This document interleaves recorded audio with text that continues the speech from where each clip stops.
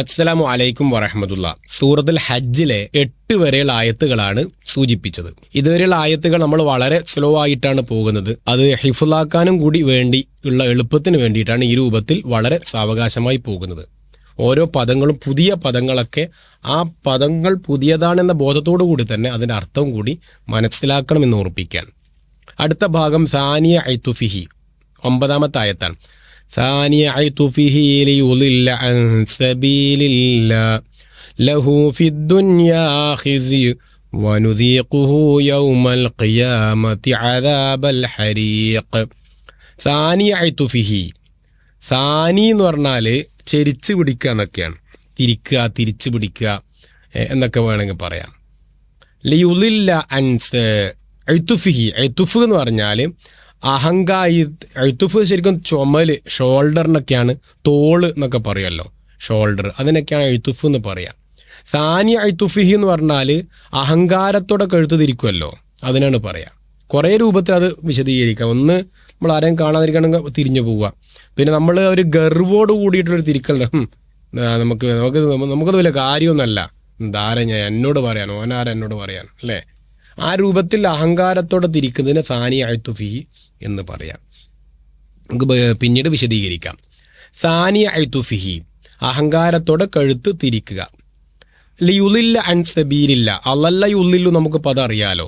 ലലാലത്ത് വലല്ലാലീൻ, പഴപ്പിക്കുക. സബീൽ, അള്ളാഹുവിന്റെ മാർഗം. ലഹു ഫിദ്ദുന്യ ഖിസി, ഖിസി എന്ന് പറഞ്ഞാൽ നിന്ദ്യത, ഖിസി.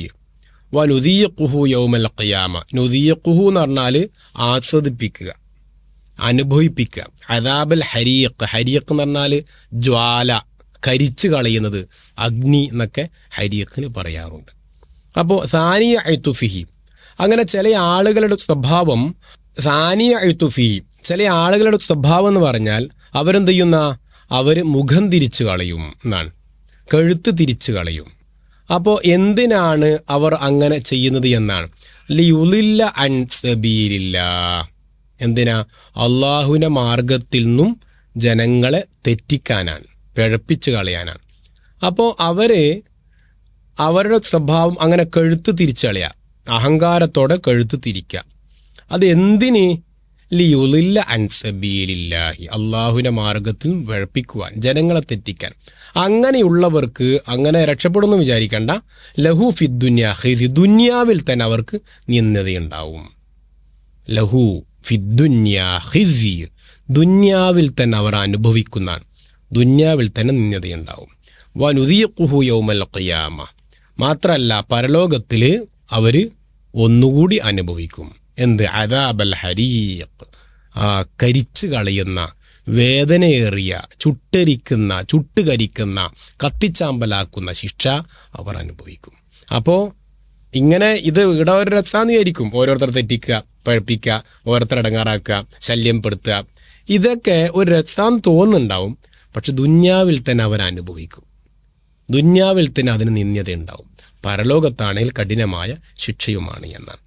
അപ്പോൾ ഇവിടെ അള്ളാഹു പഠിപ്പിച്ച മറ്റൊരു വിഷയമാണ് പിന്നെ തർക്കം, അല്ലേ? നാസ്തികർ, അള്ളാഹുവിനെ സിഫത്തിനെ നിഷേധിക്കുന്നവർ, അത് അള്ളാഹുവിനും പുറമെ മറ്റുള്ളവരെ ആരാധിക്കുന്നവർ, ഇവർക്കൊക്കെയുള്ള ചില സ്വഭാവങ്ങളാണ് ഇവിടെ വിശദീകരിച്ചത്. അപ്പോൾ അവർ ഒന്നുമില്ലായ്മയിൽ നിന്നാണ് ഞാൻ ഈ വന്നത് എന്നുള്ളത് അംഗീകരിക്കുന്നുണ്ടെങ്കിലും ഒന്നുമില്ലായ്മയിൽ നിന്നാണ് ലോകമുണ്ടായത് എന്ന് അവർ അംഗീകരിക്കൂല. ഈ ലോകം മറ്റൊരാൾ നശിച്ചാലും അതിനെ വീണ്ടും ഉയർത്തെഴുന്നേൽപ്പിക്കുമെന്നതും അവർ അംഗീകരിക്കൂല. അപ്പോൾ ഈ വരണ്ടുണങ്ങിയ സസ്യശ്യാമളമായ ഈ വരണ്ടുണങ്ങിയ ഭൂമിയെ സസ്യശ്യാമളമാക്കിയത് ആരാണ്? അതവർ അംഗീകരിക്കൂല. അങ്ങനെ ഇവരുടെ സ്വഭാവം എന്ന് പറഞ്ഞാൽ മൊത്തത്തിൽ എല്ലാത്തിനെയും നിഷേധിക്കുക.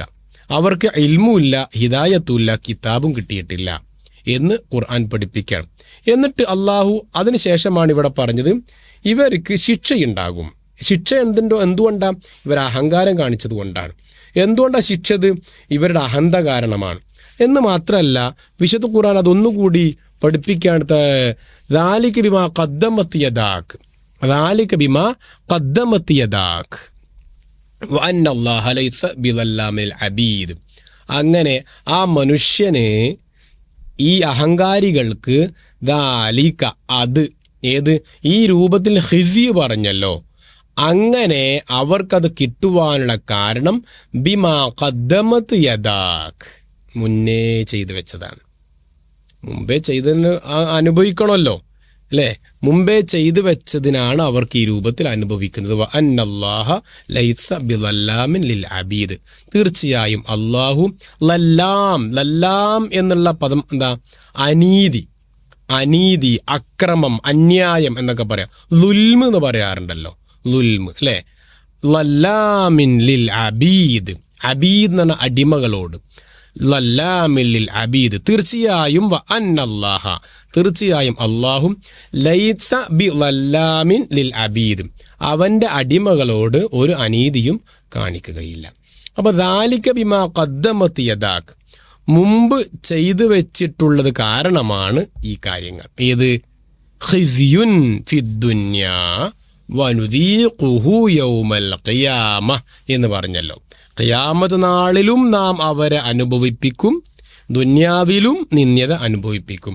ഖിയാമത്ത് നാളിലുള്ളതെന്ന അദാബൽ ഹരീഖ്, ശിക്ഷയാണ്, നരക ശിക്ഷയാണ്. ദുന്യാവിൽ എന്ന ഖിസിയാണ്. അപ്പോൾ ദുന്യാവിൽ ഖിസി ഉണ്ടാകും, പരലോകത്ത് നരകശിക്ഷയും ഉണ്ടാകും. ആ നരകശിക്ഷയുടെ പ്രത്യേകത എന്താ?